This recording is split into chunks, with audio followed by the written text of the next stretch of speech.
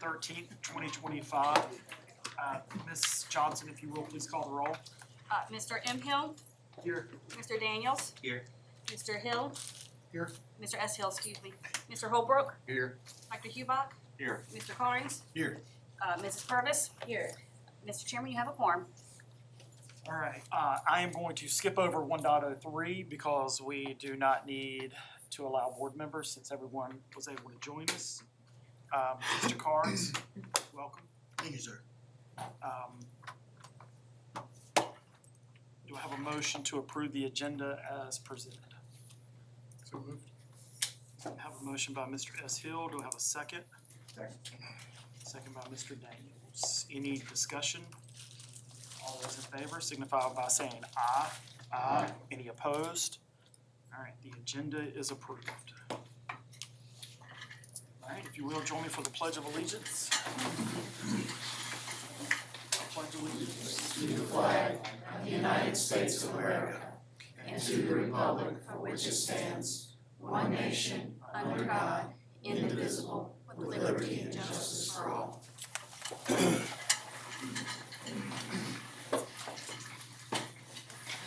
Will you please join me in a moment of silence?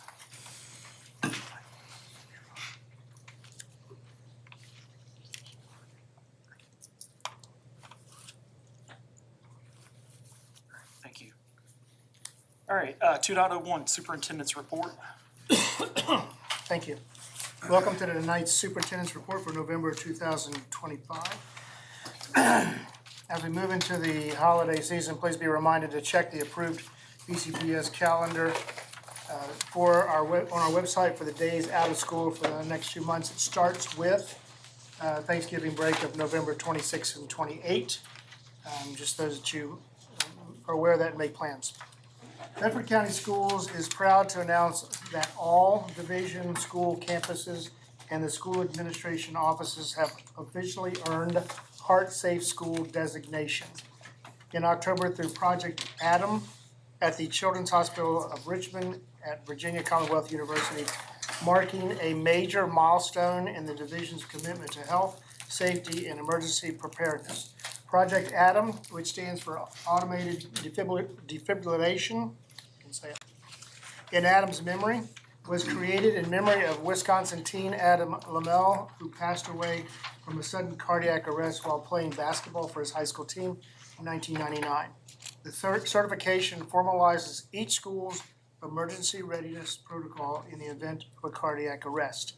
BCPS is the first school division in Virginia to be 100% in compliance, having all 20 campuses and the school administration offices certified. Legislation that supports Virginia's Heart Safe School designation programs primarily include bills SB 817, SB 1435, and SB 1695, which establishes the legal framework for school cardiac emergency preparedness. Congratulations to the more than 100 BCPS employees who are now participants of the Cardiac Emergency Response Plan known as CERP. A special thanks goes to Nurse Kelly Thomas, Supervisor of Health Services, for her leadership and determination to make this a division-wide reality. While the United States of America is preparing to celebrate its 250th anniversary next July 4th, 2026, there is another significant anniversary on hand that recognizes New London Academy for its 230th anniversary. The Alumni Association marked this anniversary with a celebration on October 18th, 2025. In a recent newsletter, Association member Steve Everett reminded us that the school start on December 1st, 1795 by an act of the Commonwealth of Virginia General Assembly. A charter was granted to establish what was originally a school for boys. Prominent men in the New London area donated 100 acres of land to establish the village of New London. These men opened countless educational opportunities that have continued for over 2 centuries, and the evidence of that continues today. While several educational transitions have taken place over the history of the New London Academy, it continues to thrive today. Congratulations to the New London Academy Alumni Association for a significant milestone in history.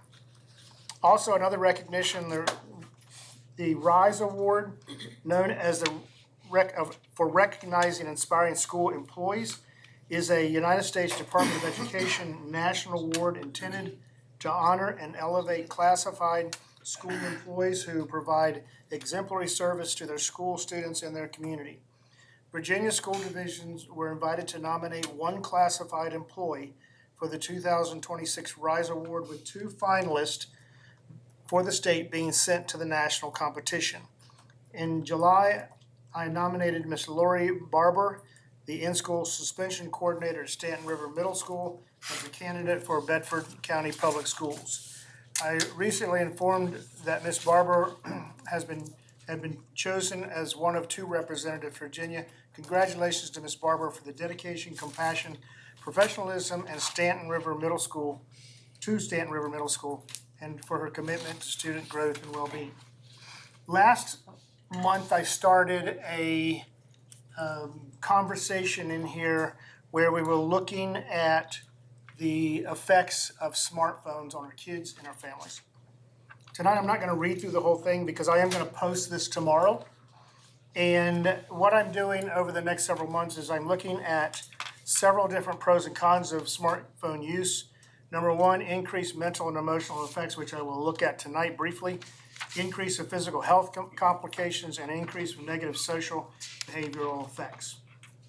I am going to post 8 different links that will discuss how teens spend their time on social media, and that when they exceed 4.8 hours per day, they are more likely to deal with mental health issues.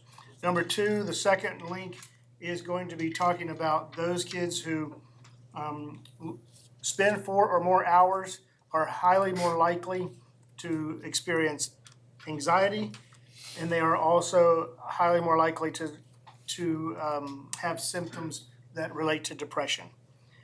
As we know, when Executive Order 33 came out, Dr. Jonathan Haidt's book was used as a kind of a template for a lot of the data called Anxious Generation. I think what we need to keep in mind is that when kids grow up in a non-smartphone world, they learn what is called a play experience. They learn from a play experience. When we hand them a cell phone at a very early age of 8, 9, then that play experience is transitioned to a cell phone existence or experience. And so I put a link in there that warns about that as well. I also put a link in here that talks about cognitive difficulties that students, adolescents experience when they spend X number of hours on social media. And it has ramifications on their ability to concentrate, their ability to remember, and to make decisions. There is a link for that as well.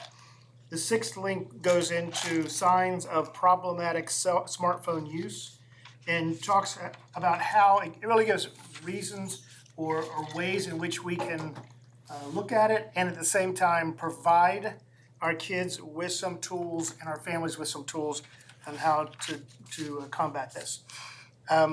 There's also about a 40-page, I think it is, booklet from the U.S. Surgeon General's Advisory on Social Media and Social Mental Health that talks about the overexposure and the difficulties that kids experience. And then the last is a post from Piedmont Health that discusses the reduction in screen time that can put kids in a scenario to increase more mindfulness, gratitude, and better social, emotional, physical health once we understand that we should combat, or we should look at how many hours a day they actually spend. So this information is here for parents to go in, and tomorrow I'll post this with all of the links. So I encourage parents to go in and look at this, because the goal here is for all of us, including us adults, to look at how we use social media, and the amount of time that we spend using it is detrimental.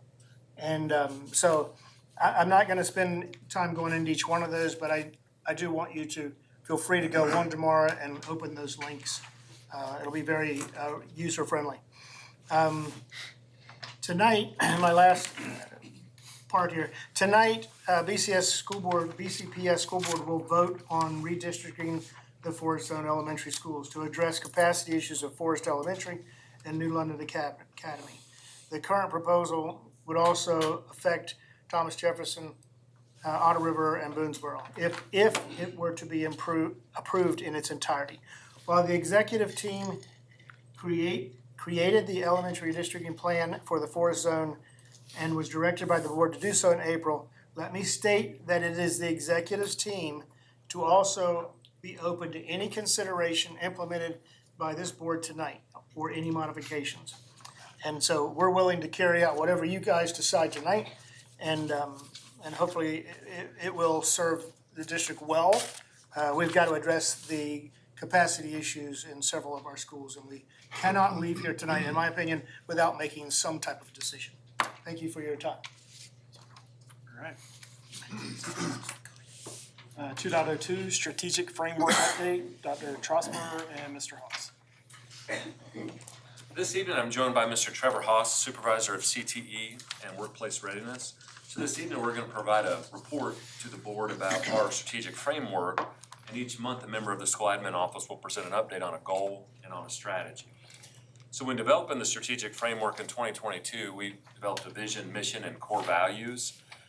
And just as a reminder, the vision of Bedford County Public Schools is building citizens, promoting success. Our mission is that Bedford County Public Schools will provide equal opportunities to enable all students to think critically, collaborate, create, communicate, and become productive citizens.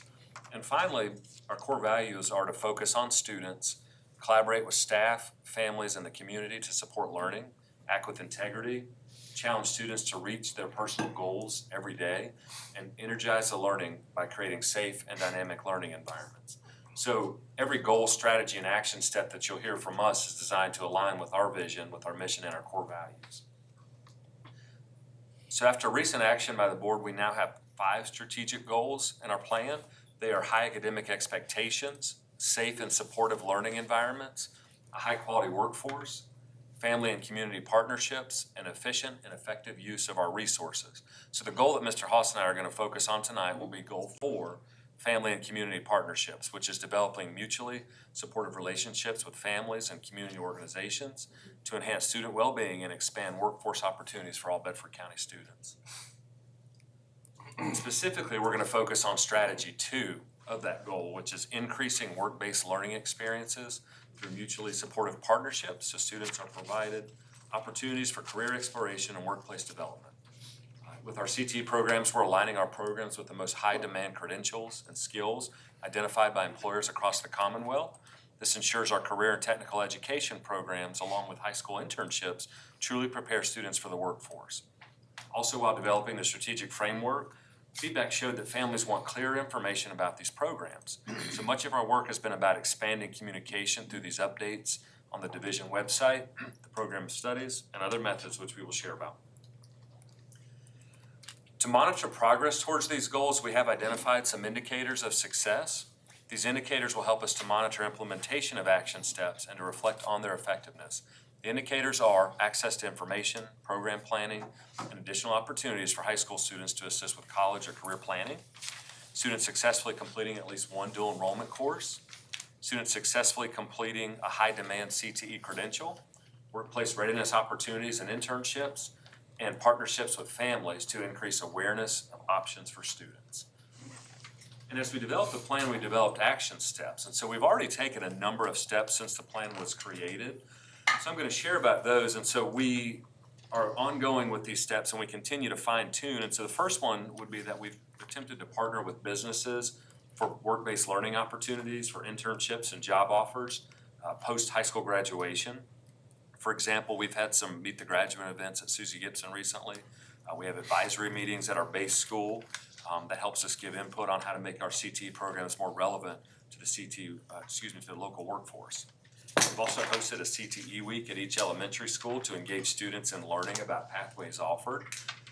Every year, Susie Gibson teachers actually go to elementary schools for CTE Day, and they talk to our 4th and 5th grade students so they have an idea of what programs are offered as they continue to progress into secondary education. We facilitated on-site tours and activities at Susie Gibson. All 10th grade students have already taken a tour of Susie Gibson this year, again, to explore programs and to consider applying for them. Another step is to solicit the support of the Chamber of Commerce to offer a career expo for all 8th graders prior to starting their academic and career plans in Zello. Recently, our 8th grade students went to the base school to meet students from CTE classes, and they can begin to explore those pathways on the way to careers that they would like to explore based on those academic and career plans. We've partnered with the Lynchburg Regional Business Alliance for World of Opportunity. And this way they can explore different opportunities for careers through presentations from local businesses. We've re-examined our CTE offerings to meet community workforce demands and to target demand careers post-graduation. So right now we are kind of at a shift with our strategic framework as far as we're trying to align our course offerings with high demand credentials, which we'll hear a little bit more about that later.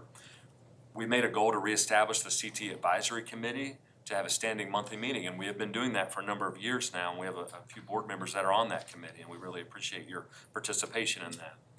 Local businesses and organizations meet to discuss community and curriculum needs.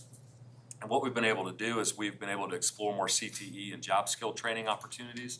It's really been beneficial for our students with disabilities. We brought a course called Education for Employment to our base schools that was designed specifically for them. And then we've revised our application process to create more opportunities. And what we've found is that this has increased specifically for students with disabilities. We have over 30 this year that are juniors at Susie Gibson, so we're very proud of that. And then finally, we will establish an open house at Susie Gibson. So just recently on November the 3rd, we had an open house and was attended by about 100, which we were pleased with for one of our first ones.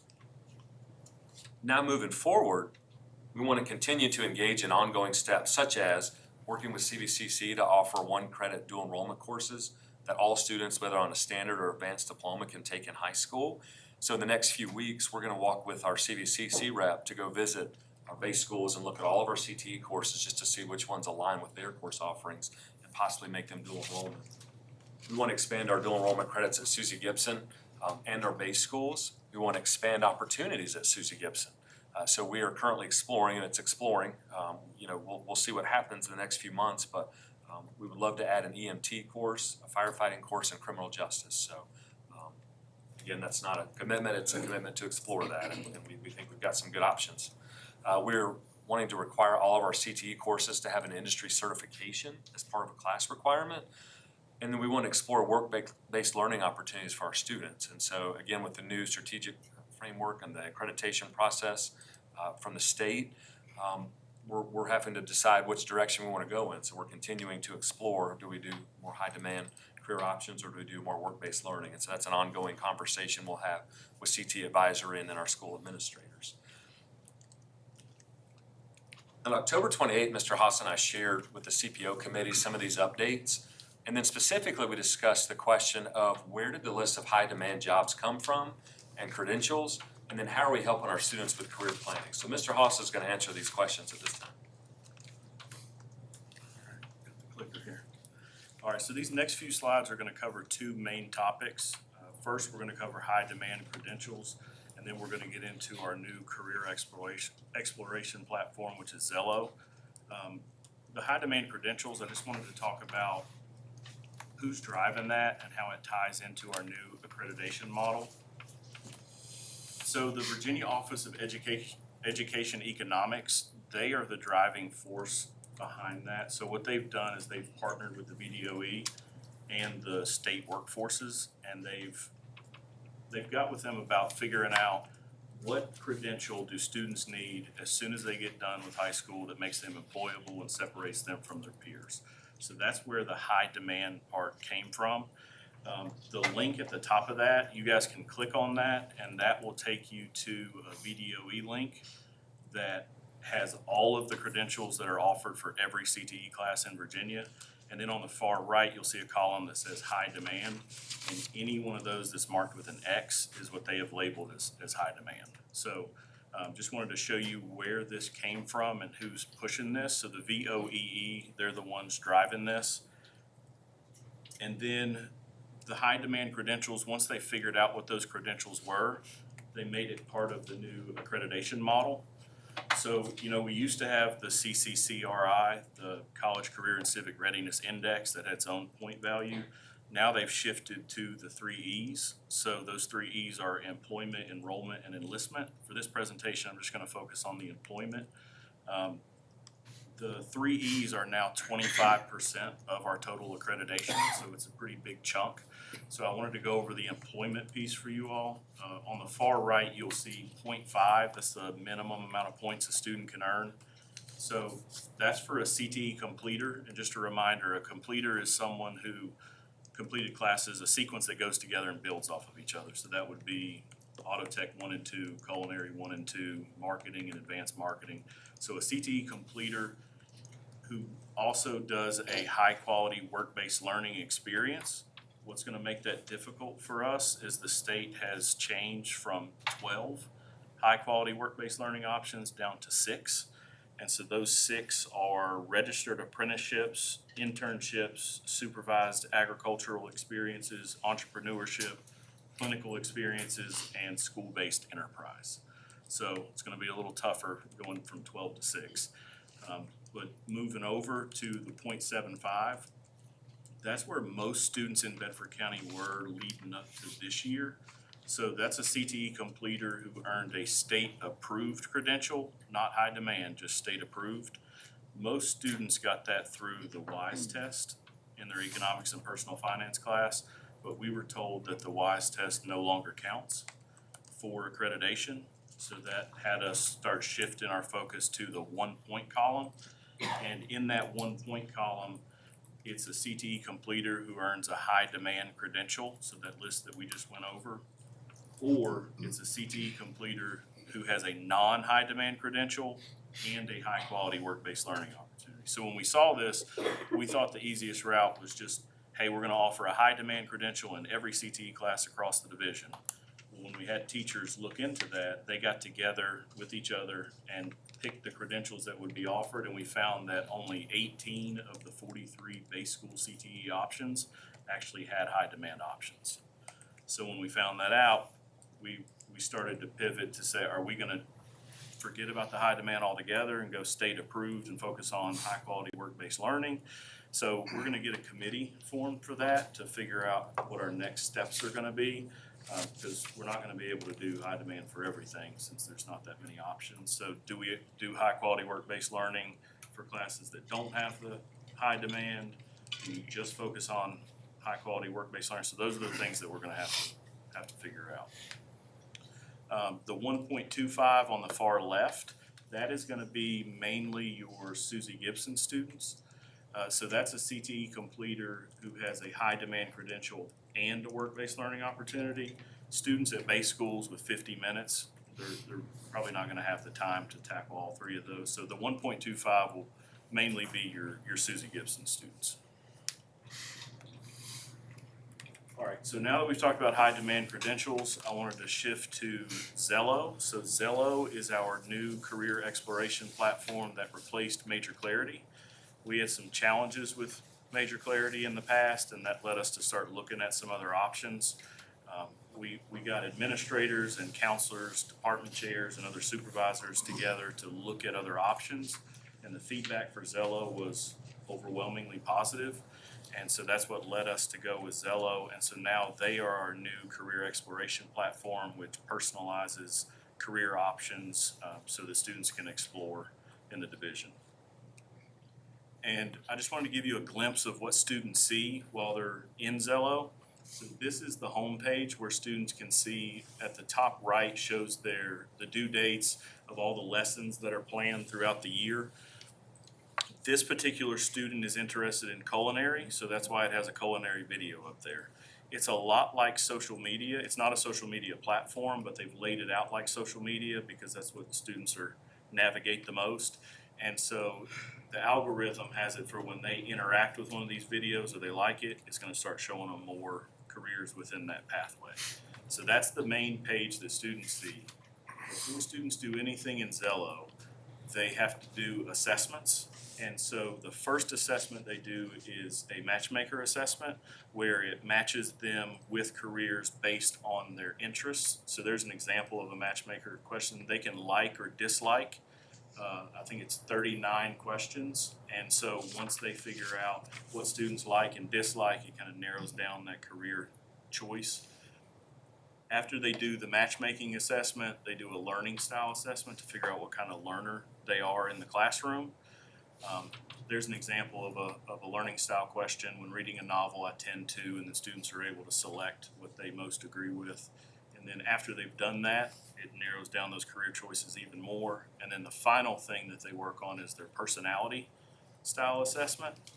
And once they do that, those are the three main assessments.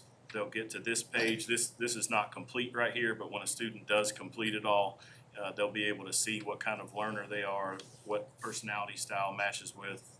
There's lessons throughout the year for goals after high school. They can favorite clusters, so the students say are interested in agriculture, they can favorite that cluster and it's gonna show them more careers in that field. And then it shows them this once they get done with all those assessments. So it shows them a list of the careers based on their interests and their likes and dislikes and their learning style. And they can sort through careers. On the top there is salary, so you can filter it by salary. You can filter it by how much education you want, whether you want to go to work right after high school, whether you want to go to 2-year or 4-year college. And it shows the careers at the bottom that they can explore, whether they're high demand, whether they're decreasing demand. And they can heart those, and the more they click on them and say that they like them, the more it's going to show careers down that path. And so I just put this slide up. This is what we can use as data. So what you're seeing here is a learning style data report.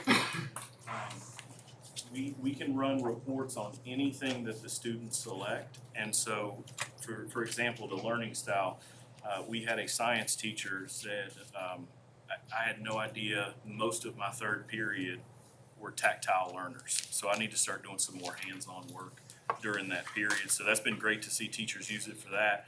We can also run reports like this for careers that students save. And Dr. Trosper mentioned earlier the EMT, criminal justice, and firefighting. We were actually able to use Zello, go in and click on those careers. And you can filter it by school, by grade level, by teacher. And so we were able to find all those students that said, hey, I want to be a police officer. And we were able to send directly in Zello messages to them and their parents with an application link and some more information about it. Counselors can use this same thing for college visits. So any student who has saved this particular college, counselors can click on that college and send a direct message to them. Lastly, the counselors are really loving it because it syncs perfectly with PowerSchool. So they're able to make classes for next year with their students in Zello, and they can also send approval straight to the parent for these course requests right from Zello. So I know we're on a time limit here. I could sit here and talk about Zello for the next hour, but I'll shut up about it for now. But we are really excited about this platform and what it's been able to do so far. And just one final thing I'd like to say is tomorrow is the deadline for applications to Susie Gibson. So if there's any parents listening of sophomores, they need their applications turned in by tomorrow. And they should have gotten a call out, I believe, at 4:30 today. So hopefully we get a lot of applications. But thank you for your time. If you have any questions, we'll be happy to answer them. Questions? I have one. So Zello, is that a flat fee, licensing fee, or do we pay per student? It is per student. Okay, so it is per student. So my question from a finance perspective is who's keeping up with that to make sure we're not paying for students who either A, have not logged in or are using it, or when they graduate, we're not continuing to pay for it. So Randy, I'll throw that one to you from a finance perspective. And you may not have an answer right now, but I want that because what we found as we started digging into finance, there were things we were paying for that we were no longer using. So I want to make sure that's on our radar. Yes, sir. Typically, you estimate the usage and stuff, and then you adjust in future years and contracts on that. I'll have to look at the details on this contract to see if it's a monthly or a yearly service fee on that. where you can adjust if, say you reserve 300 and only like 100 are hitting it, then you would adjust downwards in the future year contract on that. But we'll take a look at it now that for the finance committee. Yeah, and Trevor, don't take that as, I love the program, and I think we should even start earlier and let kids go and click and, you know, and find out what their interests are and see as we can, you know, that we can push them even in earlier grades. So, love the program, I just wanna make sure from a finance perspective. And then the old program, Clarity, Major clarity. yeah. And we ended that contract, and we validated we're no longer paying for anybody, anything on that contract. Okay? Awesome. I just want to say that they presented this to the CT, or CPO. CPO, there's too many acronyms. And we were so impressed with this new program. It's just amazing. And that's just one of the examples where technology is a good thing. And we want to take advantage of all of these opportunities for the kids.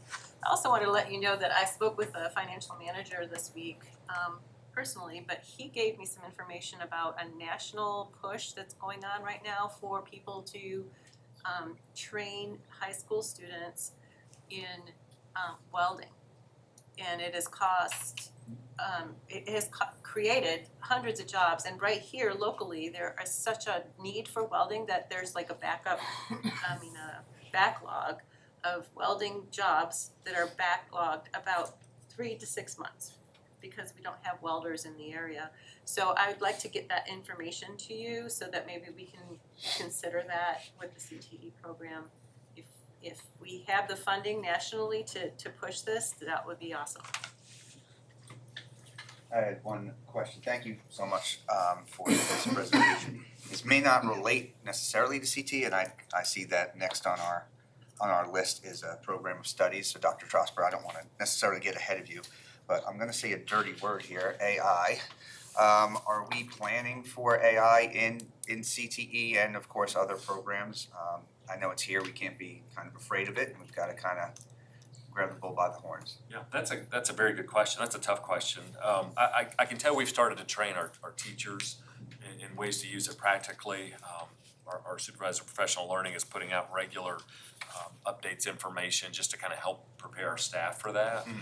I can't say that we've done a lot to train our students, but what I can tell you is that the state does have standards for technology, and part of that is AI literacy, and so they're fairly new. Yeah. And we do need to continue to look into how to incorporate those effectively, because you're right, AI is here, and we've got to make sure we use it correctly. I think our students and workers that are able to use it as a tool are going to have an advantage over students that don't know how to use it as a tool. I think that when I've used it, if you know what you're talking about and you're asking questions and you're using it, like, that's good. It's garbage in, garbage out. So if we can learn and incorporate it, I think our students will have an advantage. And I just want to say, I know that when I was teaching at EC Glass, the Lynchburg City Schools is pushing some kind of AI program. So you might want to call them and find out what they're using and how they've incorporated it, pros and cons, and what maybe they could recommend. Thank you. I was gonna say Mr. Sexton might also have some information. I know he works with Dr. Weiss on the AI and the education there, so if you do, if you don't, it's fine too. Yeah, absolutely. So we created some guidelines last year to kind of, because it's a gray area right now, and to kind of guide teachers on what to use and some AI that we had vetted. But I will say, just in the most recent, like Google is really focused on creating Gemini, but the education version of Gemini that they're really pushing, and it's gotten so much better to where it doesn't necessarily give the student answers to questions, but it helps guide them on where to find those answers, how to do research. So as we're going to start diving into that a little bit more, and instead of like telling students to go to ChatGPT, we would most likely send them to Gemini, because it follows FERPA and all of the regulations. It's archived, so everything that the student types in there is archived, just like our email, Google Drive. So Google has really stepped up, I will say, on the education side of trying to help schools with this AI platform. So that, and it changes every day. Just Gemini, ChatGPT, none of them are the same as they were 2 weeks ago. It's constantly changing. So. but it's here. It's here. And It's not going anywhere. Correct. So, and Trevor, I'm gonna give you something free of charge, it won't cost you anything. But I'm gonna challenge you to challenge this board to find you $2 million somewhere to build you a new bus garage at Suzie G that also allows you to add classrooms for diesel mechanics, because there's a need. We've been asked for it repeatedly, and so free of charge. It's not gonna cost you anything. So you can say I said it, and That'll be part of his evaluation this year. there you go. So, I just, CTE it's so important, and I love that program. And again, I think the earlier we get started and just asking students where they want to go, and it doesn't mean you can't change direction, but if we know where they want their base and where they want to start, I think that's great. So I really appreciate that information. All right. Any other questions or comments? $2 million. All right. Cheap for, Yeah. Well, I mean, we got you two that can, figure that out. yeah. All right, 3.01, 26-27 Program of Studies, Dr. Trosper. Thank you. So September 30th, principals, counselors, and division staff met to discuss some adjustments and additions to the program of studies for next year. Most of the changes I've outlined are fairly minor. Mostly they were made for consistency, just to make sure that we were doing this consistently throughout the division. We are proposing 4 additional classes, which I'll discuss. So if you look at the draft of the program, anything that's underlined is new, and anything struck through is what we've removed or adjusted wording. So tonight I'm presenting this for information, and then we'll be asking you to take action in December. So first of all, some adjustments. So we got together with our high school band directors because we realized there were some inconsistencies in our courses and all, and we revised the course description for small instrument ensemble. Essentially, we wanted to emphasize instrumental techniques and performance, and this gave them some flexibility to where they could recruit students who had come into high school with limited experience. So it's hopefully gonna grow our band programs. With Advanced Symphonic Band, we changed the weighting from a 4.0 to a 4.5. This is a course that's the highest level of band instruction. Students have to have an audition to get into that. And ultimately, we felt like the effort that it took to get into the class was reflective of the weighting, with the audition. Also with our band classes, we updated them to be able to take them in grades 9 through 12. So if there is an exceptionally talented 9th grader, they would have the opportunity to take some of the advanced classes. And so, again, all 3 band directors we met, we had great discussions. So we're hoping that improves the quality of our fine arts program. As far as credits go, we got some updates from the BDOE and our Nurse Aid 1 and 2 and Cybersecurity Fundamentals, which are both at Suzie Gibson. They were previously 3 credits, and now they've been changed to 1. So when I talk about course additions, I'll tell you how we're adapting with that. We made some changes with dual enrollment. One of the challenges at our smaller high schools is that you often don't have enough students or staff to teach both an AP and dual enrollment, so they have to make choices. One of the choices they sometimes have had to make in the past is to put them at the same time. So an AP group and a dual enrollment in the same class taught by the same teacher. That is very challenging for a teacher to do because it's basically 2 different curriculums. So last year we had said we discourage that and we prefer not to do that. But what we did find, there are some courses that they lend themselves to doing that. The curriculum is similar enough, and so what we want to do is provide some flexibility. So generally we don't want that, but if a teacher or a principal feels like it is appropriate, they would request to me, and then I would talk with them and maybe approve that. So again, just trying to be more supportive of our schools. As far as tuition goes, the language was not updated with some of the current changes, and as we know, students are not responsible for tuition if a dual enrollment course is taken on Bedford County campus. That's changed within the past year. If they take dual enrollment off campus, that's when they are responsible. So we really want to see that enrollment go up. It's a real advantage for our students.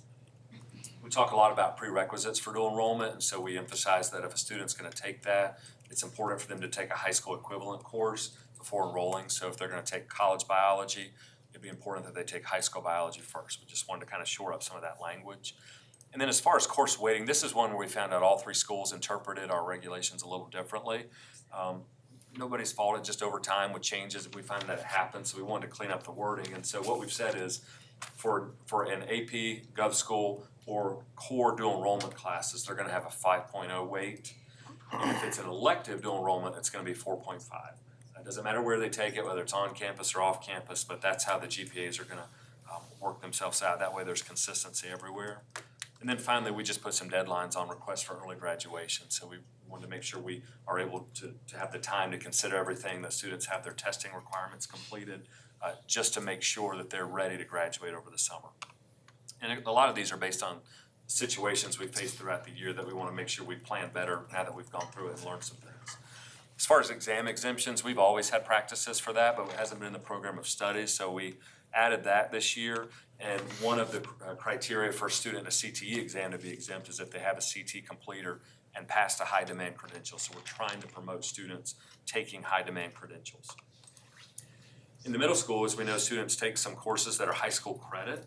And we do have an acceleration policy, and the policy says that if there's a request to remove that from a GPA, the superintendent may set regulations and deadlines. But we didn't have a deadline, so we added one, and the deadline is that if a parent wants to make a request to drop something from the high school GPA, it needs to be done either prior to their freshman year or after completing their junior year, but not in between. And that way we've got some consistency, and it limits anything falling between the cracks.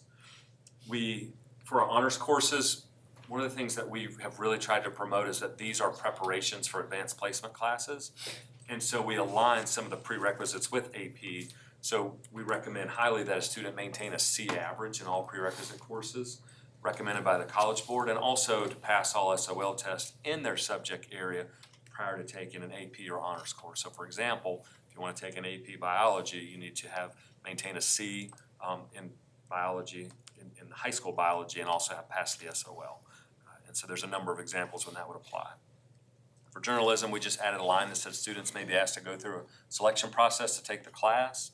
As far as policy updates, as the board has adopted policies, we added all the relevant policies to the program of studies. So I won't go through each of those, but again, these have already been approved by the board. We just put them where they belonged on the program of studies. For Susie Gibson attendance, we've had a few situations. We felt like we needed to give the principal some authority. So if a student, for example, has had attendance as an issue at the base school or at Susie Gibson, if the Susie Gibson principal reaches out to the base school principal, they can talk about supports, but there is the ability to remove a student from the program and fill that with a student that might be more willing to take advantage of those opportunities and benefit from the program more. And then finally, every use of Major Clarity has been replaced with Zello. So those are the adjustments. As I said, nothing major, but we just really had a lot of scenarios we had to talk through. As far as additions, we're going to add an AP Business and Personal Finance class. This class is essentially an introduction to business at the college level, and so I think that's going to be really helpful. They're going to talk about things like entrepreneurship, marketing, finance, accounting, and management through real-world applications. So that's going to be a really good class that we're going to try out at one of our high schools. We added an agricultural business fundamentals, very similar except for it's emphasizing personal finance management for a agricultural business. And so students will talk about consumer choices, maintaining records for finances, and anything that would go into running a business, but again, focused on agriculture. We added an honors physics class. Interestingly, we only had a regular physics, and we felt like that is a pretty challenging class that was deserving of an honor, so that would up the GPA to 4.5 instead of 4. And it's going to cover essentially the same as physics, but it's going to be in greater depth and level of understanding. And then finally, patient care technician. As I said, nurse aide dropped down to 1 credit.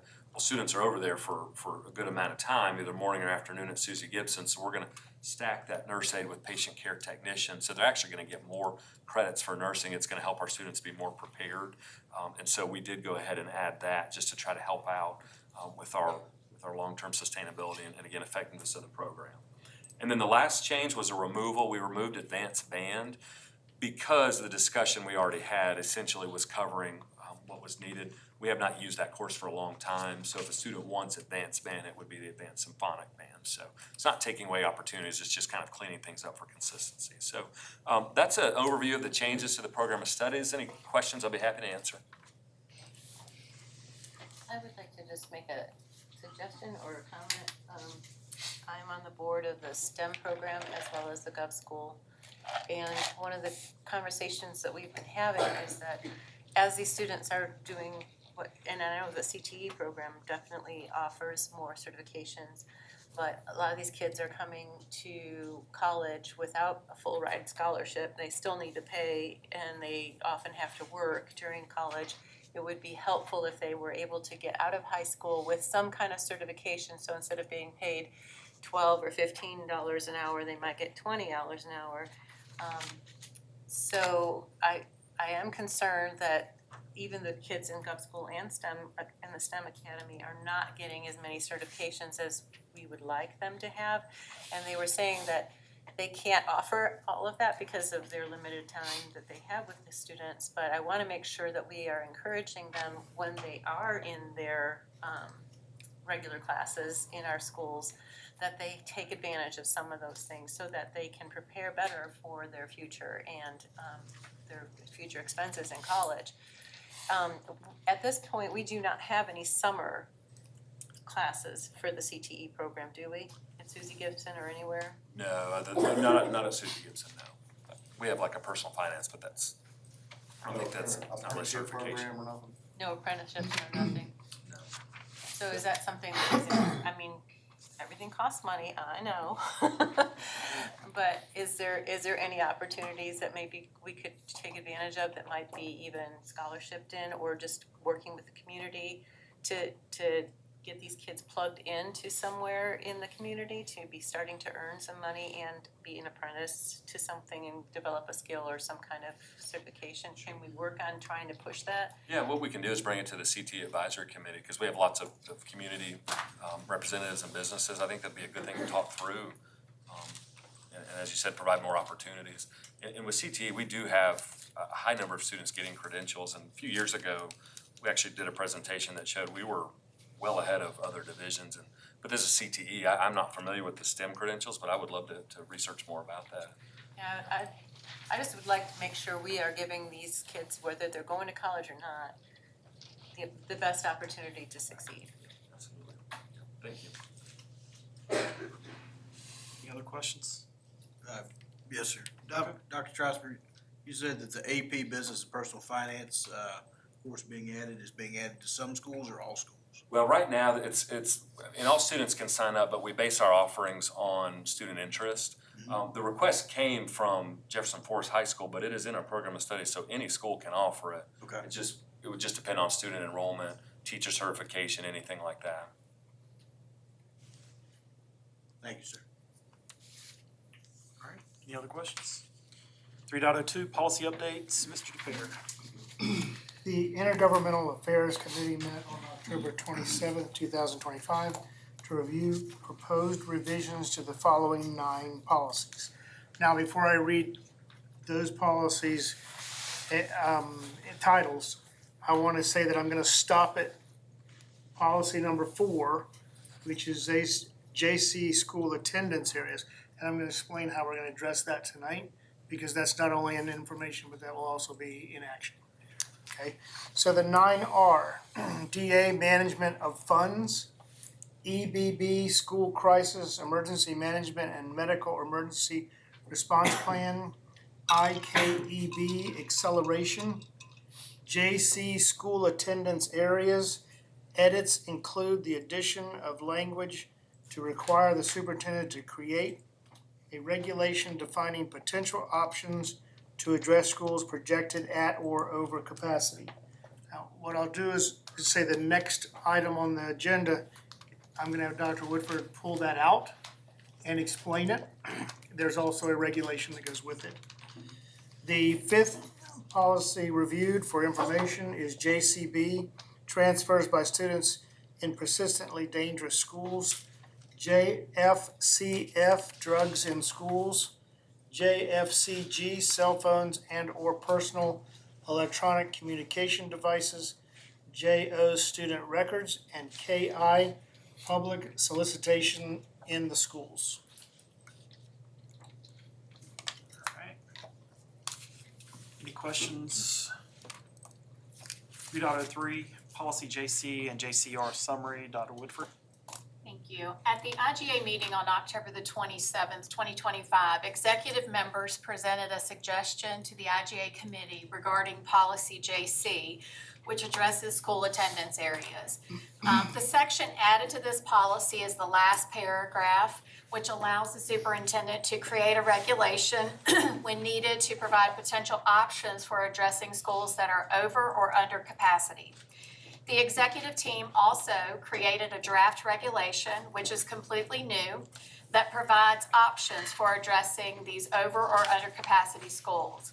The executive team and the IGA committee have defined terms to make sure that the regulation reads easy and that it's easy to understand, such as what is a zone school, what is a new development, what is capacity threshold. The team then created possible options for the board to think about when discussions arise about schools that may be nearing or over capacity. These include traditional redistricting, which is moving school boundary lines, grade level reconfiguration, which could be multi-age classrooms or other options of rotating students. Implementation of the overflow model that Mr. S. Hill presented at last month's meeting, in which students in new developments may be bused to schools with more capacity, and or temporary or permanent changes to facilities such as additions of mobiles or new construction. Because this is presented as a regulation, it allows the board and the superintendent to make changes or additions if needed when this issue arises, and it remains flexible because it's a regulation for future discussions. Policy JC, school attendance zones, is presented now for information, and the IGA and executive team are also presenting it as an action item later in the meeting, since it is relevant to any further discussions regarding redistricting. In addition, Regulation JCR is also presented for board approval. While regulations do not require board approval, the team feels it is essential for the board to approve this regulation as it is new and it's tied to redistricting discussions. I or anyone on the IGA committee is happy to answer any questions you may have. Questions? So can you please clarify this? If we approve this, does that give the administration the opportunity to just change zones and on their own? No, or ma'am. What is it that we're giving you So authority to do? you are looking first at policy JC, which just allows the superintendent to create a regulation that would offer options that we would present to the board if there was a question about redistricting or if we had a school that was under or over capacity. So a regulation is just those specific guidelines. And then the regulation is just really all of the different options that could be considered by the board if there is a discussion about redistricting for any purpose. So it doesn't give us as an executive team or the superintendent any authority to do any type of redistricting or any decisions with that. That still rests with the board. It's just, this is more of information that the board can use and refer to when we're discussing redistricting. That So helps. I'll speak on behalf of the IGA, and I want to thank Mr. S. Hill for being heavily involved in coming up with different options for us. And that's really what this is about. At the end of the day, when we're doing anything, we try very, very hard to make the right decision. Ultimately, that's what everything comes down to. With this policy and this regulation, what it allows us to do is just that. It gives us a ton of options. So when we have asked the executive team to present us options, there's only so many tools that are in the tool belt. Well, this now gives us gives them more options to then present to us. As I said to Dr. Hubach, I said I feel like this gives us a scalpel instead of a sledgehammer, and it allows us to be very, very thoughtful as we're making serious and big decisions. So I want to thank everybody on the executive team, and again, Mr. Hill for helping bring this together. We asked a lot of questions at it, and I feel like we have the right policy at this point. So I know it's an information, and I know we're going to vote on it, but I sincerely hope that we pass this. Thank you. Any other questions or comments? All right, 7.01, approval of policy updates presented at the October 9th. Do I have a motion? So moved. I have a motion by Mr. Holbrook. Do I have a second? Second. Second by Dr. Hubach. Any discussions? All those in favor signify by saying aye. Aye. Any opposed? All right, 7.01, those policies are updated. Do I have a motion for the approval of policy JC and JCER that was just presented by Dr. Woodford? So moved. I have a motion by Mr. Daniels. Do I have a second? Second. All right, I'm gonna give that one to Mr. Holbrook. Any discussions? Oh, you want me to give that one to Dr.? That's all. Okay, sorry. You called me out with the scalpel. Oh. All right, any discussion on that one? All right, all those in favor signify by saying aye. Aye. Any opposed? All right, 7.02 is approved. Can't go to closed session. Ms. Eames, are we ready for recognition that you can start early? Yes. Okay, all right, let's go for that. What's that? Yeah? Which one is that? 7:30? Recognitions, four. We got 401. 401. Oh, okay. Oh, yeah, we gotta go back to 7:03. Yeah, we didn't have time for 4 figured. minutes, that's why. Good evening, board members. I'm excited to share with you some of the fantastic accomplishments of Bedford County Public School students and staff. I know it's a little different than we're used to, but with the auditoriums, I think we talked about it last month, with the auditoriums being updated, it's hard to get big groups of kids in here. So we're gonna do this while they're being updated. So for now, we've just made a little presentation. We're gonna start with Forest Middle School. Congratulations to Forest Middle School for being awarded the distinct honor of becoming one of the first middle school band programs in Virginia to receive the Virginia Honor Band Recognition Award. This is awarded by the Virginia Band and Orchestra Directors Association for meeting a specific set of criteria. Next is something we share, but we all already know. BCPS is committed to quality early childhood education, but something you might not know is, again, for another year, all BCPS preschool classrooms have earned the VQB5 quality rating system for last school year. The Virginia Quality Measurement and Improvement System measures quality teaching and learning experiences that prepare children for kindergarten.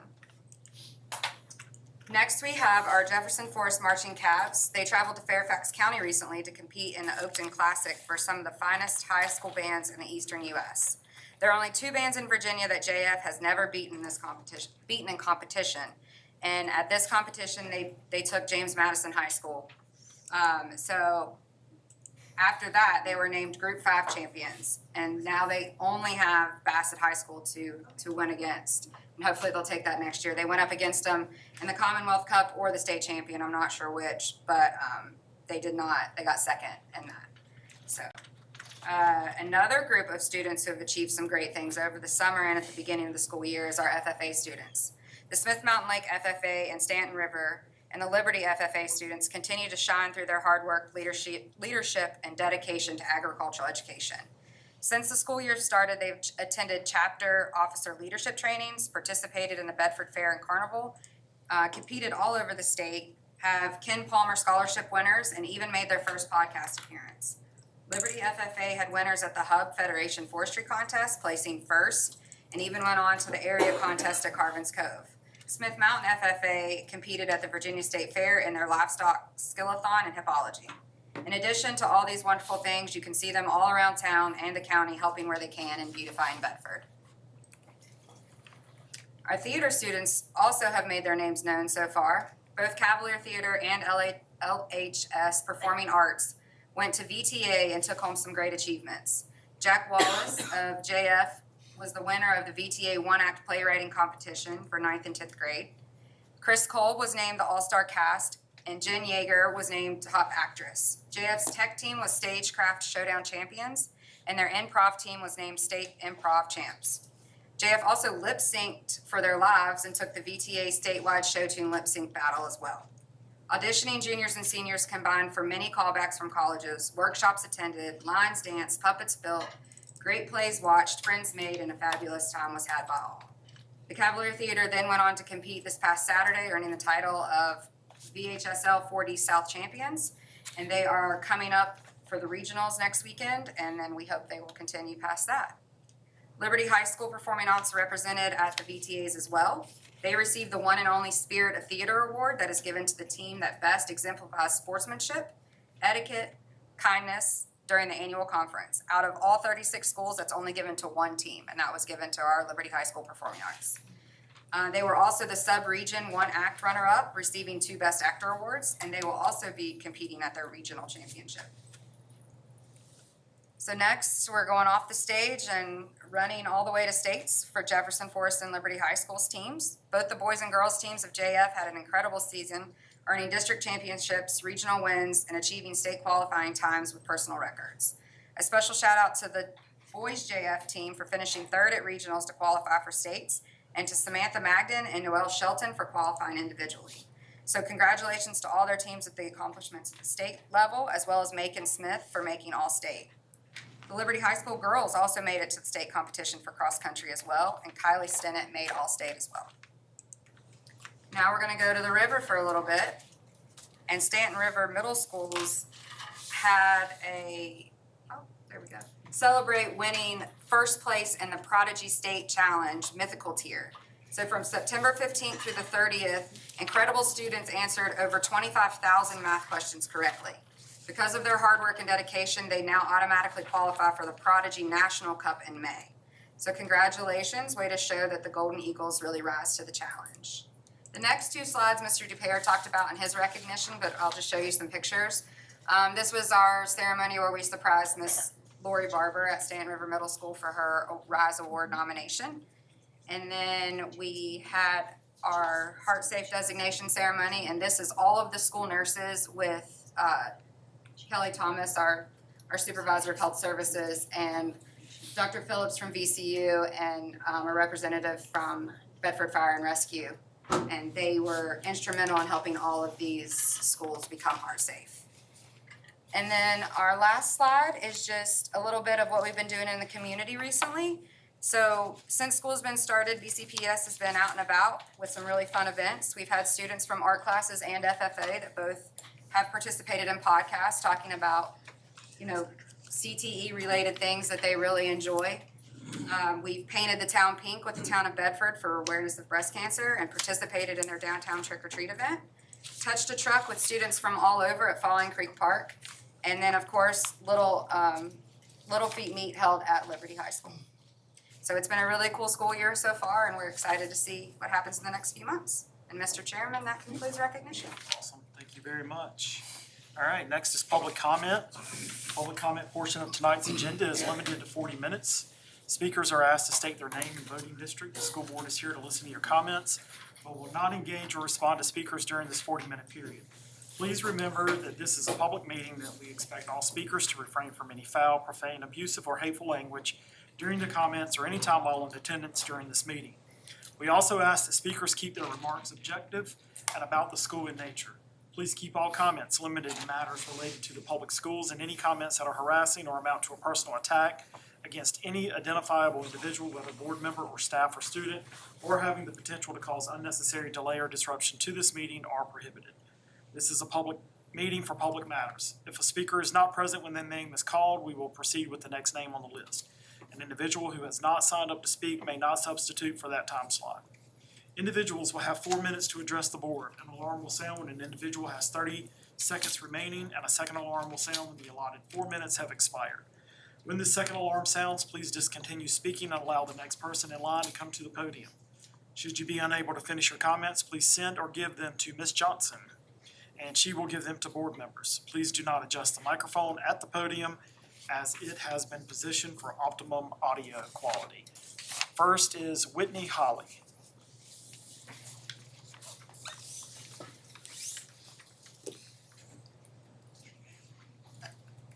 Good evening, my name is Whitney Holly and I live in District 3.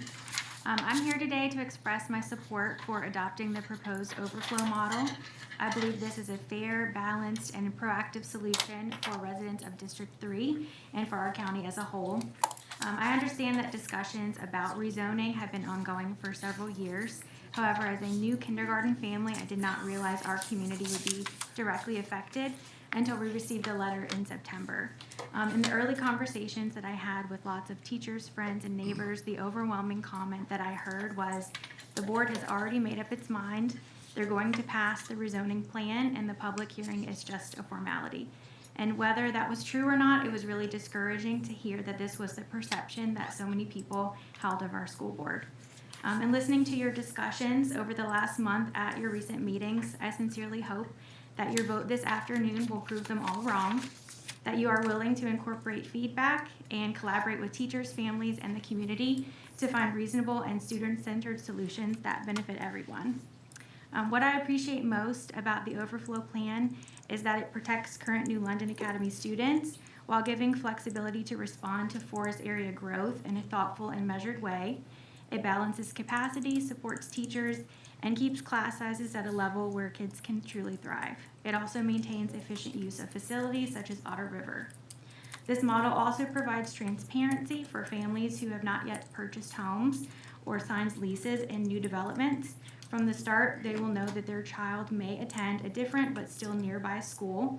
It also supports efficient bus routes since only select developments would be redirected, ultimately reducing travel distances compared to the original rezoning proposal. It would be my hope that in the future, all children can attend a school within their local neighborhoods, but as our community continues to grow, that can only happen through expanding existing schools or building a new one in the Forest area. I believe it is reasonable to expect new development to contribute its fair share to the need it creates in our schools. Localities should work with developers through voluntary proffers or impact agreements, and I hope our county will take full advantage of those opportunities so that future growth helps support the classrooms and facilities our students depend on. We all know that overall funding is a challenge and that responsibility falls on the Board of Supervisors. Bedford County currently funds our schools just above the state minimum, which isn't enough. Over the past 5 years, local support has dropped roughly $2.7 million, while inflation rose about 21%. Per pupil funding fell roughly 17.6% in just 1 year. Bedford County spends less per pupil than many neighboring divisions, ranking near the bottom statewide. These facts show that our local investment isn't keeping pace with our student needs, and our teachers, staff, and students deserve more than the bare minimum. If we want to meet the needs of a growing community, we must invest in our schools accordingly, and we will continue to advocate for adequate funding to properly support Bedford County schools, our teachers, and our students. But in the meantime, I encourage the board to move forward with adopting the Overflow model. It's a practical, compassionate, and student-focused step in the right direction. Thank you. Rickard?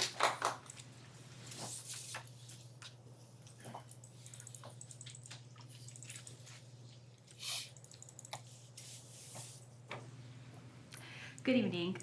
My name is Casey McCrickard from District 3. I would like to take this time to express my support for the Overflow model. This approach is compassionate and practical solution that puts students first. It allows our children to remain at New London Academy, where they've built friendships and strong relationships with teachers, while still making room for new families moving into our district. This plan also provides those families with transparency about where their children will attend school. I also wanted to take this time to thank you all for the hard work and dedication the board has put in into finding a solution. I hope that you can see many benefits of this plan and vote yes to the Overflow model. Thank you for your time and considering what's best for our children. Jamie Holly?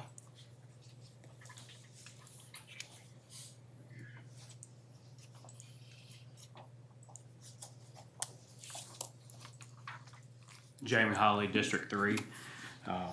Good afternoon, members of the board. I would like to start off by thanking each one of y'all for your transparency and conversation at the last meeting, last month. That really meant a lot, following up with us after that meeting. So thank you guys for that.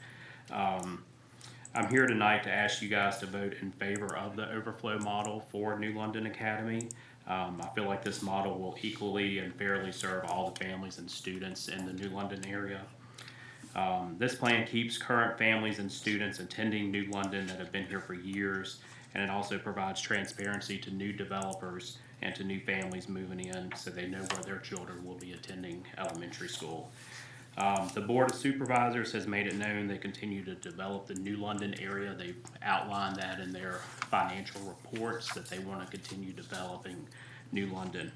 If you guys went forward with the redistricting Otter River would be at 96%, with Good also starting to develop, which would put New London at 60% without any homes being built and students to then fill New London Academy. So it's almost robbing Peter to pay Paul. This would create, redistricting over and over again as Good continues to, develop at a school that's already at full capacity. This model has worked really good in other parts of the state. It's worked good in other states as well. I think that this will be really good for Otter River as well, because students will slowly be, integrated into Otter River versus going from, 50 to 60% capacity to in 1 year, 96% capacity. I think that was with the mobile unit as well. So slowly integrating students that are being overflowed to Otter River would also benefit them as well, I feel. Once again, I appreciate you guys. I know y'all are working hard. Thank you, Stephen Hill. I know you put a lot of effort into this, and, to everybody else that's, really worked hard on this. So we're asking you guys to vote for this overflow model for our kids. So thank you, guys. All right, that is all that was signed up for public comment, but we do have time. Is there anyone else that wanted to speak? All right, I will close tonight's public comment time.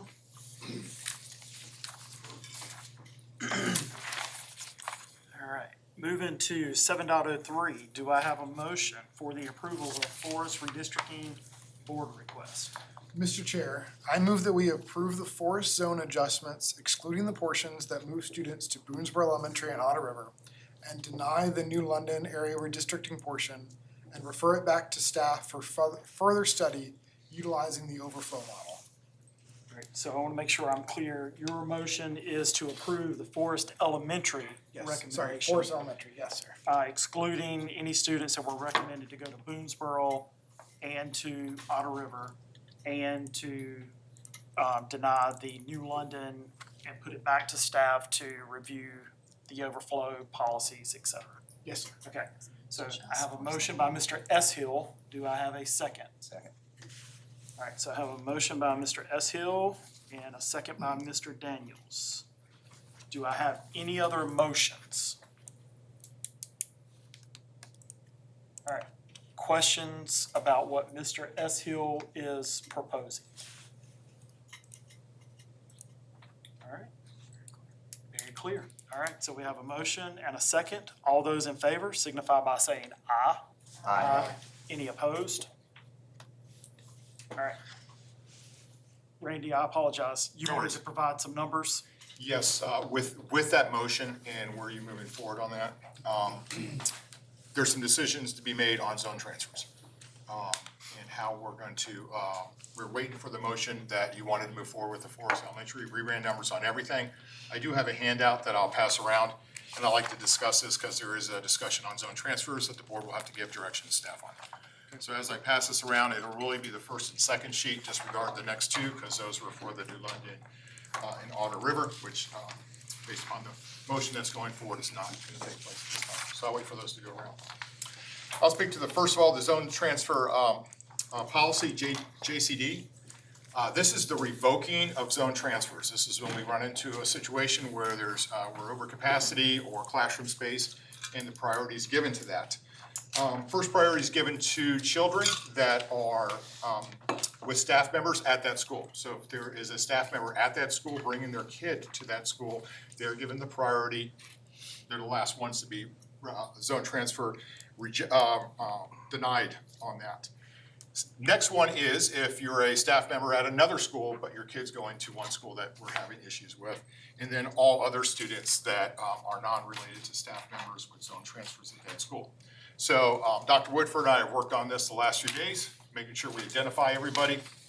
And if you turn to page 2, we've looked at if we do zone transfers and also consideration of grandfathering children in. So both of those really we need guidance on this. We did look at if you grandfather in rising 4th graders going to 5th. So kids that are going from 4th to 5th, that they could stay with their siblings also staying at that school. So that's the top chart that we looked at in the grade configuration and what it would look like at Forest Elementary based upon that. Really for transportation for the parents, because no transportation will be provided for those. They should go to TJ, they choose to stay at Forest Elementary, they'll provide transportation, so we're allowing, if you so choose, the fifth graders going into fifth grade with their siblings, so the parents can transport them to one school. quick question. That's one option, yes, sir. Just want to make sure I'm understanding this properly. These are not stacking numbers, correct? So 35 or 39 kindergartners, 43 first graders, 54. So these are not stacking numbers, or are they stacking numbers? This is considering what the counts will be at Forest Elementary. In the first one, you're saying we've got the rising fifth graders, but some of the other siblings are gonna be in those grades too that would be staying too. Okay. Does that answer your question? Yes. Gotcha. So that, with option one, if you grandfather in rising fourth graders in the fifth grade and their siblings staying, at Forest Elementary, everything looks pretty good. They'll have to provide their own transportation there, except the fifth grade. We're concerned about that. It may create a situation where we have to add another staff member to Forest Elementary above the staffing standards to deal with that grade configuration because of how that school would be staffed with teachers. So there is that is one item that we're concerned at, that we looked at. Option two that's highlighted, Can Yes. I also say that with option one, that's a 1-year waiver? yes, So siblings will then, in the second year, go to Thomas Jefferson. They're not grandfathered in until they get through fifth grade. It's a 1 year. it's a 1 year, letting the fourth graders go to fifth grade and finish up and their siblings going with them. But in the following year, everybody would have to go to TJ. That's option one. Option two, which is highlighted, that is what the executive staff is recommending, but we'll adjust according to what the board wants. Only grandfathering in students currently at the school, all their zone transfers are revoked. That means all the kids go to TJ, the zone transfers are revoked except for employees currently at the school. Okay, that would keep only employees that are at that school with their kids at the school would be the only ones remaining. Everybody else would go to TJ. BCB, any employee, Any- second option. That's any BCPS employee. So if there's an employee that's at JF that drops their kids out of Forest Elementary, we'd still allow that. Option three is just a little bit more, severe there. Only employees at that school and their kids at that school. That's only a slight change. There's not a big difference between 2 and 3, so we're recommending 2. Because we see that there may be a need to put additional staff at Forest Elementary to deal with that large fifth grade class if we leave rising fourth graders there. We'll be happy to answer any questions of the board, but this is something we would need guidance on, so we can go ahead and notify and prepare for next year. I guess my first question, and this is to my other board members and to the administration.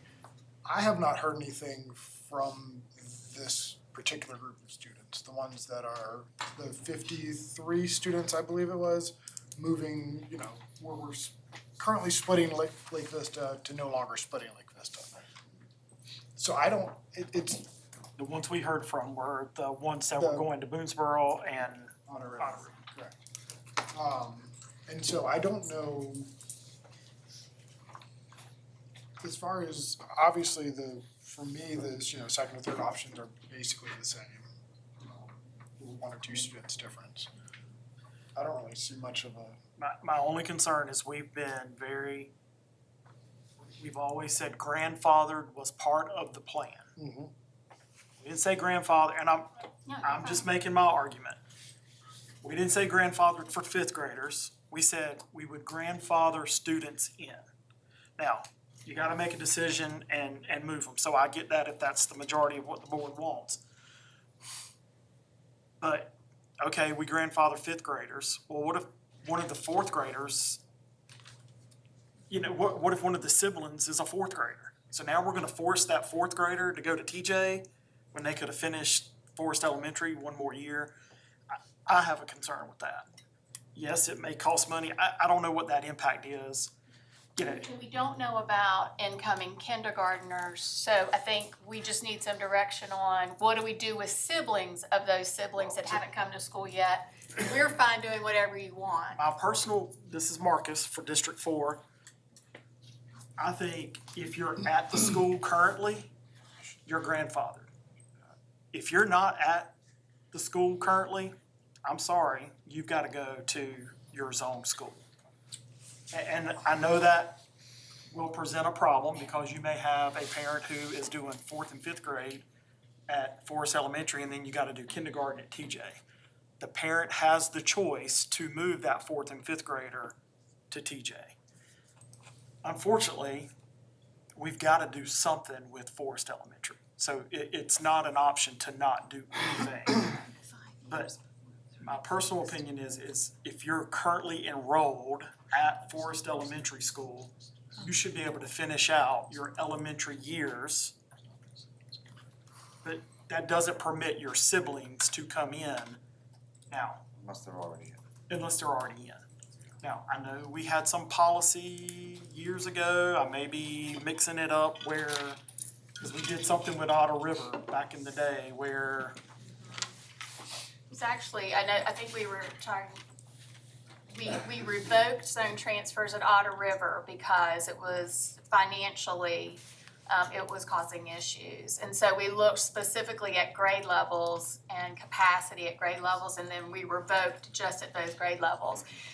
One thing that you're not seeing in here with Forest Elementary is that there are some zone transfers that have been approved over the last few years. And so there are some just plain old zone transfers from other places, not specifically to the people going to TJ. But I think we could look at numbers and the capacities of those grade levels and handle that from here on out. We've looked at the data, if I'm counting this right, first of all, this if they choose to stay. We gave a scenario if they all stayed. Some are gonna probably Some are just not go ahead and go gonna to TJ anyway, so they may choose to do that anyway. But counting the siblings tied to, upcoming 4th graders that are gonna go to 5th, without zone transfers for, employees, it's about 5 siblings that are there that are tied to those. So I don't see that as being a huge impact. But if you continue to let future siblings come in, I think that's an I don't think we allow unknown. future. And I would see that as a bigger problem, I think, and they're scattered between grades. 1 here, 2 here, 2 here.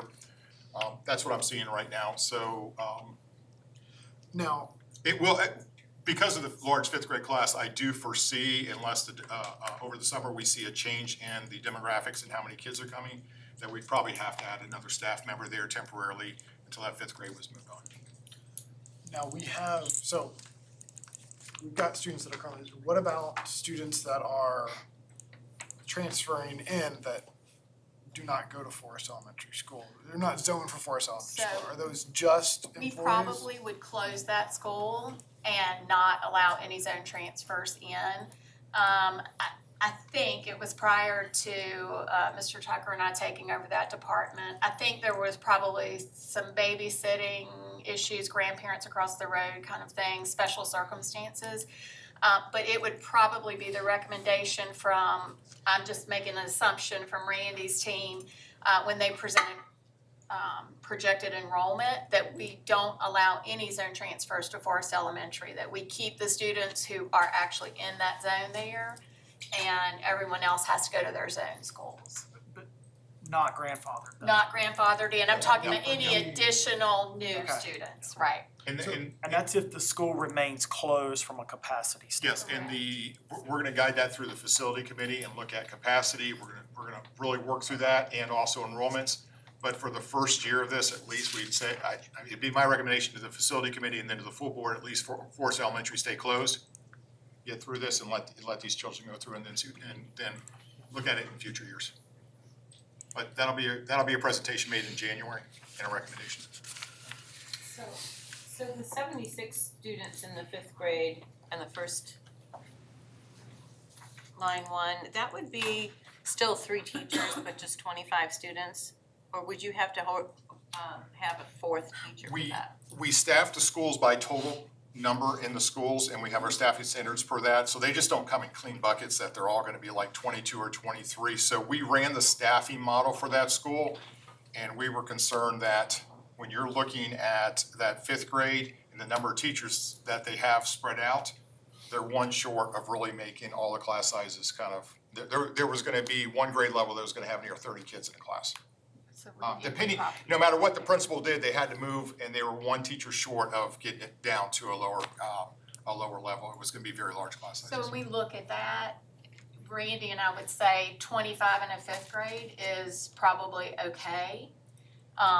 We wouldn't want to go much higher than that, but we also know that probably all of those fifth grade students are not gonna stay if there's a transportation issue or anything like that. So it'd probably be 3 at that grade level. That's the principal's decision though, but So we could potentially have the first one and still have only 3 teachers in the fifth grade. Not have to hire any extra teachers. Well, this is this is an estimate if this is the model that's chosen, grandfathering everybody in.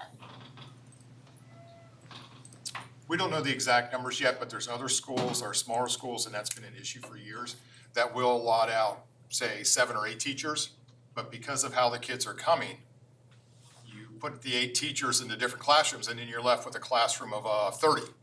And you're going, wait, that doesn't work. But our staffing model doesn't give them that extra teacher. That's where it costs us extra money to say, for right now, so you don't have to have mixed classes and do a lot of, jockeying around to get that done.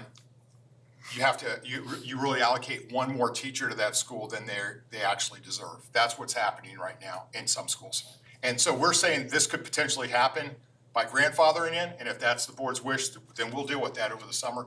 We do budget for some of those, because we don't know what's gonna happen. So we do have reserve positions in the budget to do that, but as the budget gets tighter, I don't know if we'll be able to preserve that in the future. So anyway, yeah. All right. Sorry, no. I'm just, Okay. No, he asked. yeah, so to me, I mean, I would like to see grandfathered for these students who are currently there, making no commitments to a child who is not currently enrolled at Forest Elementary.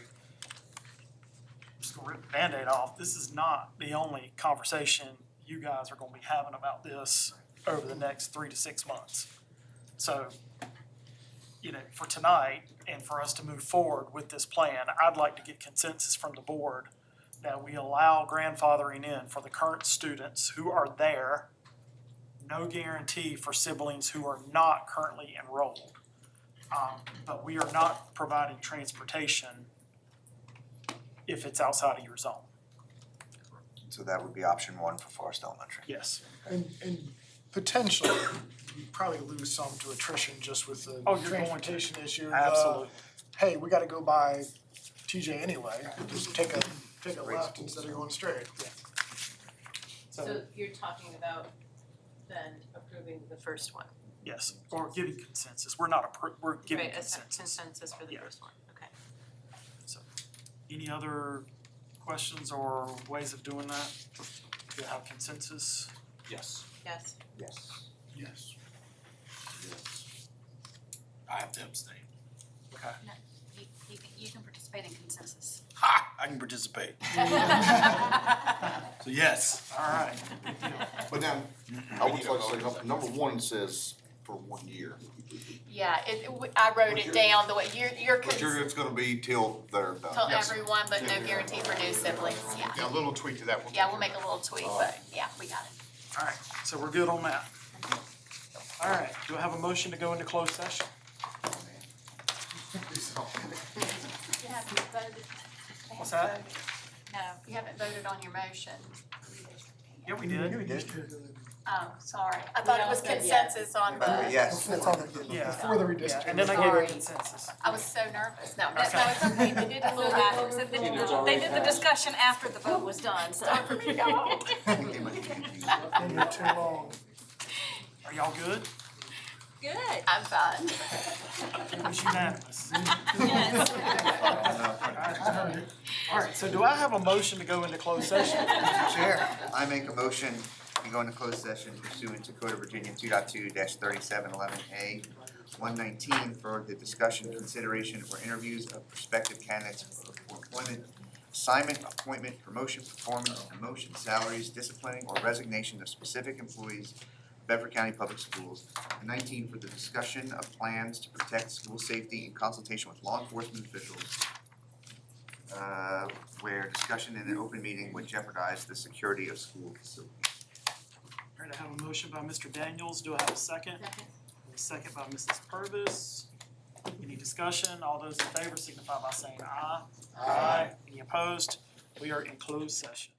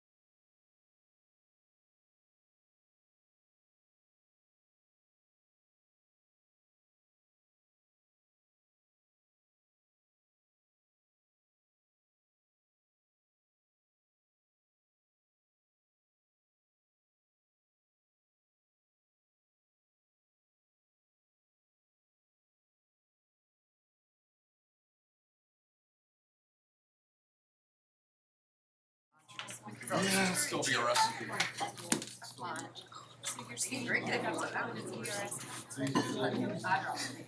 Well, we can talk,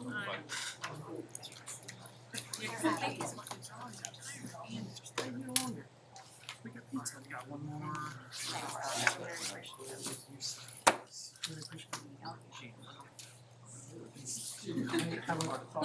That's why I wanted to say one way, not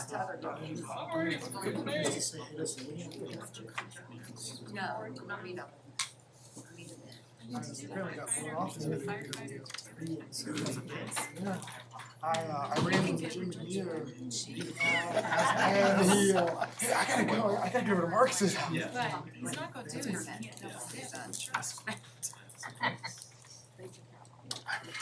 Alright, do we have a motion to come out of closed session? So moved.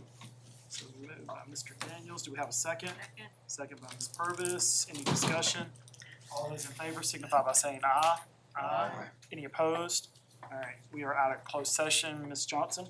Whereas the Bedford County School Board has convened a closed meeting on this date pursuant to an affirmative recorded vote, and in accordance with the provisions of the Virginia Freedom of Information Act, and where section 2.2-3712D of the Code of Virginia requires a certification by this school board that such closed meeting was conducted in conformity with Virginia law. Now therefore be it resolved that the Bedford County School Board hereby certifies that, to the best of each member's knowledge, only public business matters lawfully exempted from open meeting requirements by Virginia law were discussed in the closed meeting to which this certification applies, and only such public business matters as were identified in the motion convening this closed meeting were heard, discussed, or considered. Yes, ma'am. Yes. Yes. Yes. Yes. Yes. Do I have a motion for the approval of the consent agenda? So moved. Mr. S. Hill, do I have a second? Second. Dr. Hubach. Any discussion? All those in favor signify by saying aye. Any opposed? Consent agenda is approved. Matters from the board. Committee reports. Mr. Holbrook? We have not had any facility meetings. Well, it's been, I missed the last meeting, so I haven't had any. Yeah, no, we've got a really busy, December coming up. Yeah. So we've got, both facilities committee meeting, and we're also gonna be, discussing, looking at all the capacity of all of our schools in general, and starting to look at enrollment numbers, and I think facilities is gonna be starting to take that, a little deeper look into that, into, new developments, kind of starting to keep an eye on that, being a little more proactive on our end to where we should already know where these kids are gonna go before we ever break ground on a project. And so I think Randy and his team has done a really good job, Mr. Hagler and his team have done a really good job about getting us all kind of moving in that direction, and we're really excited about how our December is gonna look with that. Good deal. Mr. Daniels? IGA, met, we discussed the policies that were presented for information, and then a couple of the ones that we passed today. We meet again on 11/17. So the governor's school had been looking for a director. We set up a committee to do that with 2 board members and 3 superintendents or their designees. And we came up with the Central Virginia Gov School has now, for science and technology, has announced that the director for Dr. Smith, who is retiring on June 30th, 2026, will conclude 16 years of leadership, and the Central Virginia Government School has unanimously selected Dr. Scott Douglas, who is currently serving as the assistant director, to become the new school's 3rd director effective July 1st.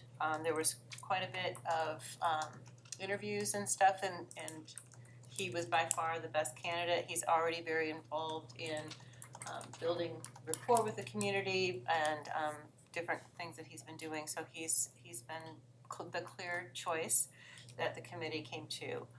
And then in the STEM Academy, we went over some of the things that they're doing right now as far as just getting new students involved and visiting the different schools, as well as this weekend they're doing mock interviews, which I participated in the previous years, but they're excellent opportunities for the kids to actually go in and act like they're interviewing for a job and then get feedback from the people that are interviewing them. So that's a big part of their program in their junior year, I guess, the middle of their junior year. And then we also approved the new strategic plan and removed the DEI that was still on that plan, since we are merit-based and not DEI-based. So we went ahead and removed that from our strategic plan, and that was approved as well. IGA met, CPO met on October 28th, and we went over a lot of the things that you heard tonight from Dr. Trosper. And we have another meeting the end of November. Laurel School Board will also meet next week, I believe, Wednesday morning. And Finance Committee, did we set one for early December? Early December. Okay, Yep. that's what I was thinking. Okay, good deal. All right, so the next thing, 10.02, is the appointment of RVGS board member. So I want to take a minute, in case anyone's watching or has questions. You saw a new board member here tonight. Again, welcome Jordan Carnes. There was an election last week, and Ms. Kathleen Bedrosian, I said it right, Ms. Johnson? Yeah. All right. She had been appointed, and because she was appointed and there was an election held, when the state finalized the results, he was able to join immediately, which will finish out that term, and then he starts his new term in January. So I wanted to be clear of why you saw one last month and now you've got someone new here in District 1, but that explains that. I say all of that to get to 10.02, which is the appointment of RVGS board member, which is the Roanoke Valley Gov School.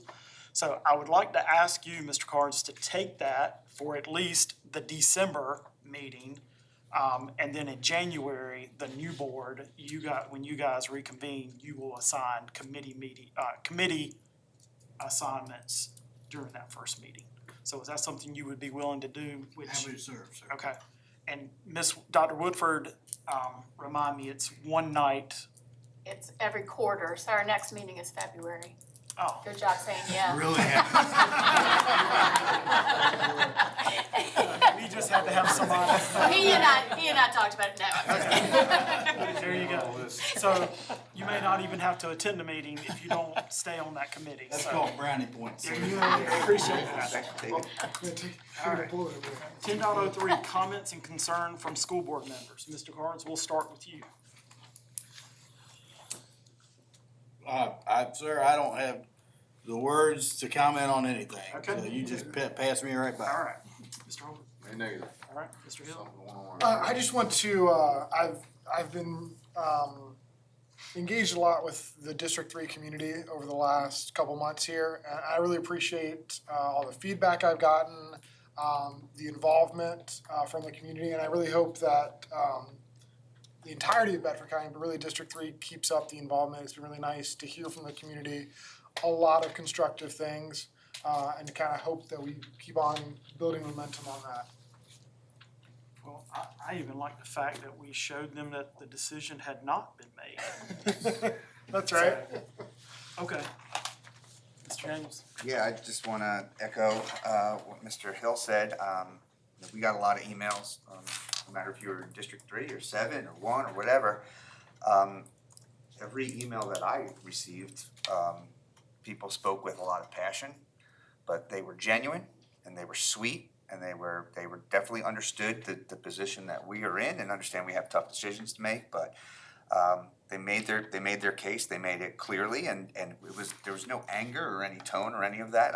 I really appreciated that, and at the end of the day, it certainly makes it easy to then try to find a solution that can work as best as it can. I don't think there's ever a perfect solution, especially when there's budget numbers and money doesn't grow on trees, and we can't just build new schools whenever we want. But I think it's a solution that everyone's like, okay, we get it. And then we do listen all the time, and it's great. I think that's that means that people will keep coming to us and listening to us, and I think we get a little bit of grace too, knowing that we are willing to listen.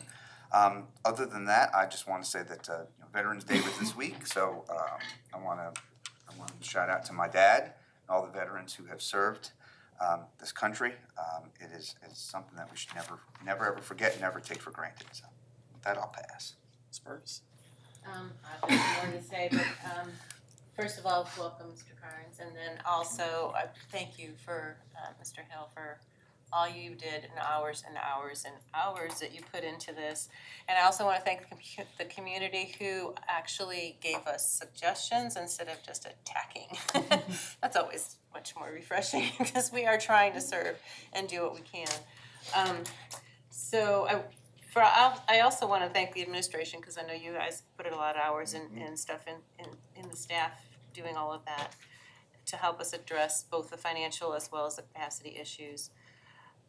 We as elected officials have a fiduciary responsibility to serve the community with integrity and fortitude, even when it costs us our time, which we have spent quite a bit, our popularity, which is always fun, and even our money, putting time into this. Many people choose to live in Bedford County because they know that our elected officials care about them and are fiscally responsible to keep taxes down while still providing excellent community benefits. Bedford County Public Schools is no exception. Academically, we've gone from 107th out of 131 school divisions in Virginia to 31st out of 131. And we have done this by investing our finances in quality education and providing more employee support in the classrooms, all while cutting back on administrative positions and salary increases. However, given the financial crisis that we're facing and the reversion of the town of Bedford, we have to make some difficult decisions while continuing to improve upon the quality education that we have strived so diligently to attain.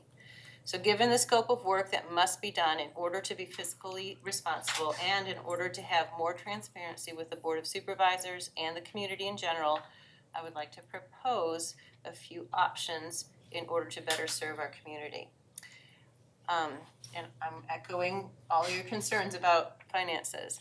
First of all, Zoning and Facilities Committee, that was one of the things that was suggested, and I thought that was an excellent idea. This committee would include parents, teachers, administrators, Board of Supervisor members, school board members, and possibly even real estate agents that can help work out the logistics that we must address.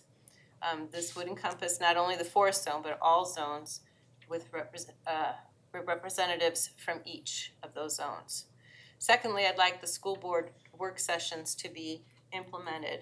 I requested this long ago in order to make sure that the entire board, which represents each district, would have an opportunity to understand more fully the challenges that have been already discussed, as well as allowing each local board member to weigh in on the discussion. Without a zoning committee to discuss with the community and the board members what has already been pursued and how to propose direction will impact their specific zone and the entire district. We open ourselves up to presenting proposals that have not been thoroughly evaluated before they are disseminated to all of those impacted by the proposal.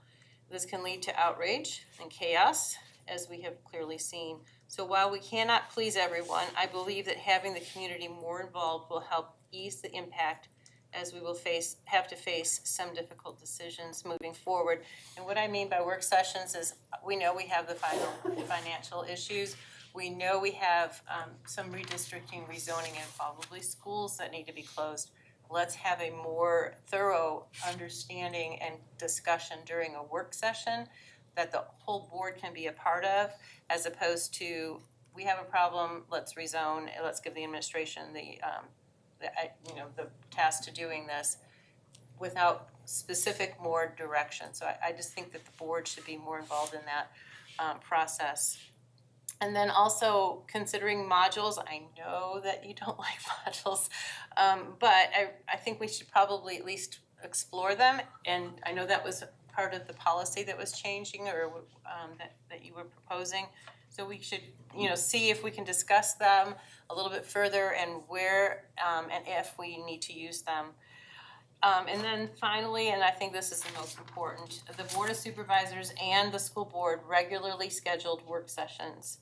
While I realize that both the Board of Supervisors and Bedford County school board members all have a lot on their plates, I believe we should have regularly scheduled meetings once a quarter or at least twice a year in order to make sure that we all are working together to make Bedford County and the best county in the Commonwealth. In the long run, I believe this will save Bedford County as a whole lots of time and money. All members of both boards should meet together to discuss what our challenges are, what we have done in the past to address them, and how we can come together to solve them. We need to stop the them versus us mentality and, for the sake of the community, change the focus to all of us versus the challenges that we're facing. We all bring different perspectives to the table, and if we can shift our focus to collaboration rather than competition, Bedford County stands to gain the most. Dr. Hubach? I have just very brief comments, and that is, welcome to the board. Thank you for all of your hard work. I think a lot of good things have come out of this discussion that we've had over the last couple of months. One being, community knows that they're heard. We have shown ourselves to be transparent. We have at least exposed some challenges that we have as a board between us and the Board of Supervisors and the need for collaboration. And those discussions have already begun, so I think only good can come out of that. And look forward to seeing what happens next. All right, good deal. All right, do I have a motion for adjournment? I have a motion by Mr. Daniels. Do I have a second? Second by Mr. Holbrook. Any discussion? All those in favor signify by saying aye. Aye. Any opposed? All right. We are adjourned.